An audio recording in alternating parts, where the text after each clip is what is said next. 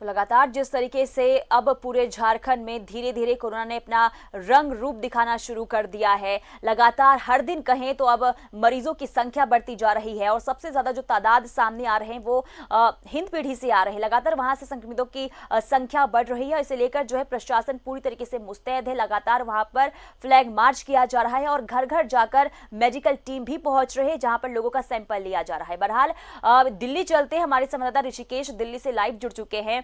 ऋषिकेश, जिस तरीके से अब कहे फेज 2 लॉकडाउन का फेज 2 स्टार्ट हो चुका है और झारखंड की बात करें, यहां पर प्रशासन पूरी तरीके से मुस्तैद नजर आ रही है और जगह जगह जाकर फ्लैग मार्च किया जा रहा है ताकि जो लोग बेवजह घरों से बाहर निकल रहे हैं उन पर कानूनी कार्रवाई भी की जा रही है। फिलहाल जानना चाहेंगे दिल्ली में क्या कुछ तस्वीर नजर आ रही है, क्या फेज 2 लॉकडाउन फेज 2 का पालन किया जा रहा है सख्ती के साथ? जी देखिए, बिल्कुल पुनीता, दिल्ली में जो भी हॉट स्पॉट के इलाके हैं वहाँ पे और ज़्यादा सख्ती बरती जा रही है। अभी मालवीय नगर में दिल्ली में मामला आया कि एक पिज़्ज़ा डिलीवरी बॉय को कोरोना पॉजिटिव हो गया और जिस इलाके में उसने पिज़्ज़ा डिलीवरी की थी मालवीय नगर के हौज खास में, वहाँ के 72 घरों को क्वारंटाइन करने का निर्देश वहाँ के स्थानीय जो जिलाधिकारी हैं उन्होंने दिया है। खुद पुलिस के बड़े अधिकारी वहाँ कैंप कर रहे हैं। झारखंड में भी जिस तरीके से तेजी से कोरोना पॉजिटिव परसेंटेज जो बढ़ रहे हैं उसको लेकर के चिंता जाहिर की है। अर्जुन मुंडा लगातार जो केंद्रीय मंत्री हैं लगातार पीएमओ को रिपोर्ट दे रहे हैं। पीएमओ ने जितने भी मंत्रालय हैं सबसे कहा है कि आप रोजाना सुबह और शाम रिपोर्ट दें कि आप क्या कर रहे हैं और कौन कौन से जगहों पे नए केसेस को लेकर आपका फॉलोअप है। लिहाजा लगातार डीसी से बात कर रहे हैं। वहाँ के जो हिंद पीढ़ी में खास करके क्यों बढ़ रहा है उसको लेकर उन्होंने मुख्यमंत्री को चिट्ठी लिखी है कि सख्ती से पालन और कराएं, क्योंकि काफ़ी ज़्यादा दिक्कतें हो रही है। हेल्थ मंत्री जो हर्षवर्धन है वो लगातार संपर्क में झारखंड सरकार के और चिंता जता रहे हैं कि आखिर इतना तेजी से क्यों बढ़ रहा है। हिंद पीढ़ी में को हॉट स्पॉट में शामिल करने की बात कही जा रही है, उसे क्वारंटाइन करने की बात कही जा रही है। कहा जा रहा है कि उस पर आप ड्रोन से नज़र रखें और रिपोर्ट दें और जो उसकी ट्रैवल हिस्ट्री है उसको भी ज़्यादा से ज़्यादा निकालने की कोशिश करें। लेकिन कुल मिलाकर जिस तरीके से लगातार बढ़ रहे हैं, पीपीई किट की अगर ज़रूरत है आपको या फिर कोरोना के जो ज़्यादा, चूँकि अर्जुन मुंडा ने चिंता जाहिर की थी कि वहाँ शायद उतने बड़े पैमाने पर स्क्रीनिंग नहीं हो रही है, लोगों की जांच नहीं हो रही है, इसीलिए आपको उसमें ज़्यादा से ज़्यादा ध्यान देना चाहिए। डीसी को अपने निजी स्तर पर कहा जा रहा है यहाँ से कि आप अपने लेवल पर काम करें। अगर आपको किट की ज़रूरत है तो आप केंद्र से मांगे, इसके लिए केंद्र बिल्कुल तैयार है। प्रधानमंत्री ने भी जिक्र किया कि 220 सेंटर हैं हमारे देश में।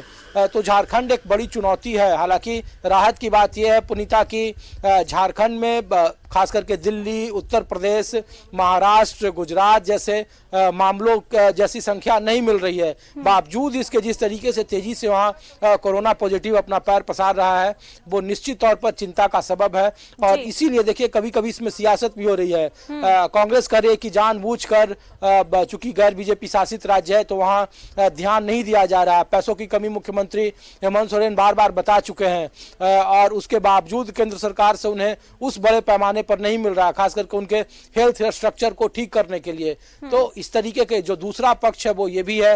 लेकिन इसके बावजूद अगर कोरोना पॉजिटिव के तादाद संख्या बढ़ रही है तो केंद्र सरकार इससे चिंतित है और प्रधानमंत्री कार्यालय इस पर खासा नजर रखा हुआ है।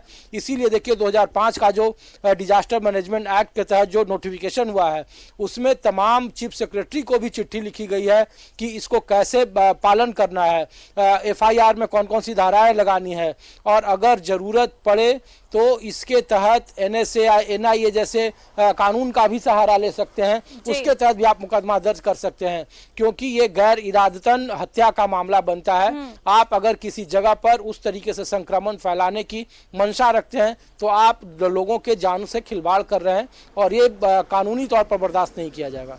बिल्कुल ऋषिकेश, यानी कह सकते हैं कि जिला प्रशासन और राज्य सरकार, केंद्र सरकार अब पूरी तरीके से सख्ती दिखा रही है ताकि जो ये संक्रमण फैल रहा है उसे रोका जाए, और कोरोना को हराना ही अब हमारी एक बड़ी जिम्मेदारी हो चुकी है। तभी लगातार लोगों से अपील भी की जा रही है कि आप घरों में रहें। ऋषिकेश, इसी के साथ जिस तरीके से पीएम नरेंद्र मोदी ने अपने संबोधन में कहा था कि जो भूखी जनता है वो हमारा एक परिवार है और उनका जो है पेट भरने के लिए हमारा दायित्व है, लेकिन जिस तरीके से अगर हम बात करें, एक नोएडा की खबर सामने आई थी, जो भूखे लोग हैं वो सरकारी राशन के लिए लाइन में खड़े थे, लेकिन वहां पर भ्रष्टाचार की तस्वीर देखने को मिली थी। क्या इसे लेकर सरकार कहीं ना कहीं जो है शिकंजा कस रही है कि जो भ्रष्टाचार लोग कर रहे हैं उन पर कार्रवाई की जाए?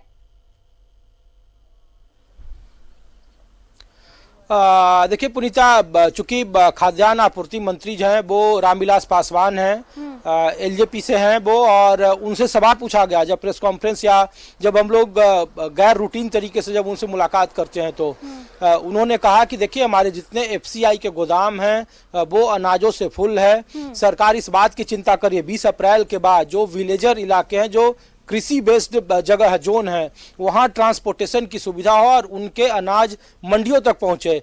झारखंड में भी तकरीबन देखिए 28 ऐसे 81 में से विधानसभा कॉन्स्टिट्यूंसी है जो आदिवासी बहुल इलाके हैं, और वहाँ पे वहाँ की जो जीविका है वो स्थानीय खेती पर या फिर बम्बो या फिर जो हस्तकरघा या हस्तशिल्प पर निर्भर करती है, मसलन पत्ते का लेकर के, और वो चीज़ें बाजार में नहीं पहुंच रही है।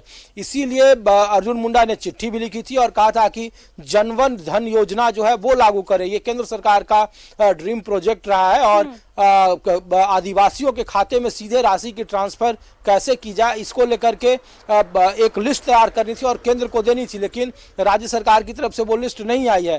तो देखिए बीच बीच में सियासत भी हो रही है, तो जन वितरण प्रणाली पर सरकार दावे जरूर कर रही है, लेकिन जो नीचे की बॉडी है जिनके जिम्मे लाइसेंस है, एक तो दिक्कत हो रही है कि चाहे कहीं भी देश में आप चल जाइए, चाहे वो झारखंड हो, उत्तर प्रदेश हो, दिल्ली हो, हरियाणा हो, गुजरात हो, वो दिक्कतें हो रही है। अगर आपके घर में 5 परिवार हैं या 6 परिवार हैं तो राशन 3 परिवारों को मिल रहा है, 4 परिवारों को मिल रहा है, और इसीलिए देखिए कि असंतोष का स्वर धीरे धीरे बढ़ रहा है। आप बांद्रा का स्थिति देख लीजिए, मुंबई में किस तरीके से वहां मजदूरों का इकट्ठा हुआ, सूरत में फिर दूसरी बार वहां के स्थानीय मजदूरों ने सड़क पर उतरकर हिंसा पर उतारे हुए। बिल्कुल ऋषिकेश, और इस तरीके की तस्वीर जो है कहीं ना कहीं चिंता का विषय बन जाती है। लोग इकट्ठा होकर सामने आते हैं और कहीं ना कहीं ये संक्रमण का खतरा जो है इससे फैलने का डर रहता है। चलिए ऋषिकेश, तमाम बातचीत के लिए बेहद शुक्रिया। तो